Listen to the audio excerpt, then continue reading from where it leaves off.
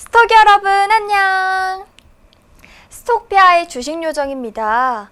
오늘이 바로 목요일이죠. 내일은 또 금요일이고요.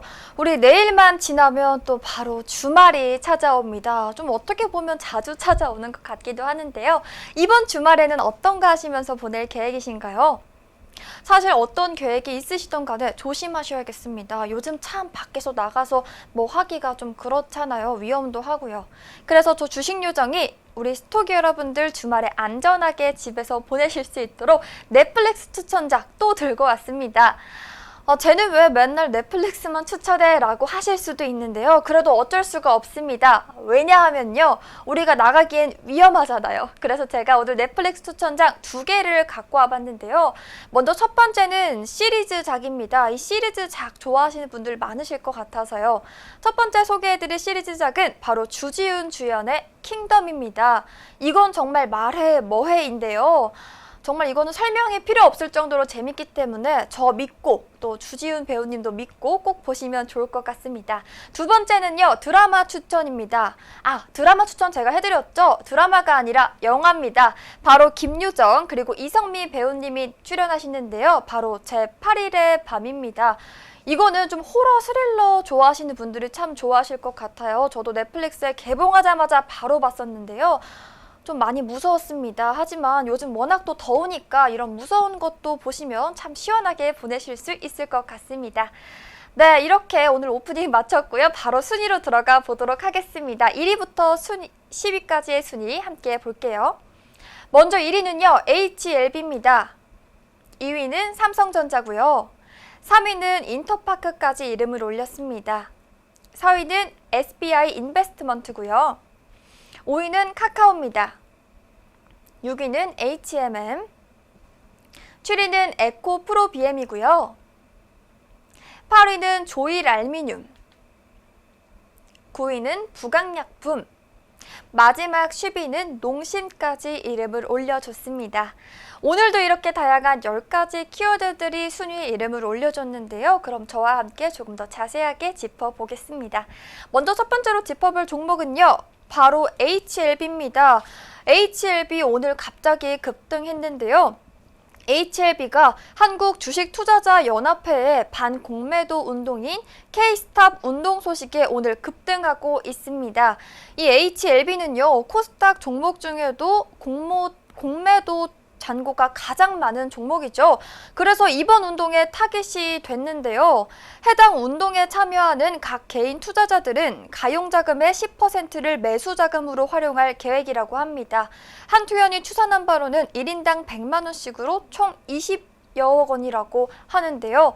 다만 업계에서는요. 기관과 외국인의 경우 공매도 의무 상환 기간이 따로 없기 때문에 파급력은 제한적일 것으로 보고 있습니다. HLB는 현재 코스닥 공매도 잔고 1위 기업이기도 하죠. 공매도는 주가가 하락할 것으로 예상해서 없는 주식을 빌려서 판 뒤에 실제 주가가 하락하면 낮은 가격의 주식을 사서 되갚는 방법으로 차익을 내는 투자 기법이기도 한데요. 주가가 하락해야 수익이 커지는 겁니다. 반대로 주가가 상승하면 공매도를 친 투자자 입장에서는 비싼 가격에 주식을 사서 갚아야 하기 때문에 손실이 기하급수적으로 커지게 되는 거겠죠. 미국에서는요. 게임스톱과 영화관 체인인 AMC가 공매도 반대 의사를 표명한 개인 투자자들의 집중 매수로 1000% 이상 급등하면서 공매도 세력이 큰 손실을 입었고요. 잔고를 청산한 바가 있는데요. 이번 한투현의 집단 행동 역시도 오늘 한국판 게임스톱 운동을 표방해서 개인 투자자들이 일제히 매수 운동에 동참하기로 결의한 거라고 하네요.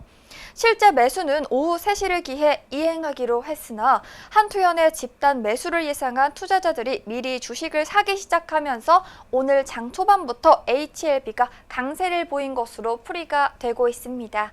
네, 이렇게 첫 번째 HLB 살펴봤고요. 바로 두 번째 종목으로 넘어가 보도록 하겠습니다. 농심입니다. 농심. 이 파송송 계란탁 저도 참 좋아하는데요. 아마 저뿐만이 아니라 많은 분들에게도 이 라면이 굉장히 사랑을 여태까지 받아왔을 겁니다. 저는 어릴 적에 엄마가 라면을 못 먹게 했거든요. 그래서 성인이 된 지금은 마음껏 원 없이 먹고 있는데요. 오뚜기가 이 주요 라면 가격을 평균 11.9%를 인상하면서 농심과 삼양식품 라면 3사가 오늘 다 동반 강세를 보이고 있습니다. 오늘 식품업계에 따르면요. 오뚜기는 다음 달부터 진라면 등의 라면 70종 가격을 올리기로 했는데요. 2008년 이후 무려 13년 만에 인상이기도 합니다. 진라면은요, 684원에서 770원으로 12.6%가 올랐고요. 스낵면이 606원에서 676원으로, 그리고 마지막 육개장이 838원에서 911원으로 8.7%가 인상이 된다고 합니다.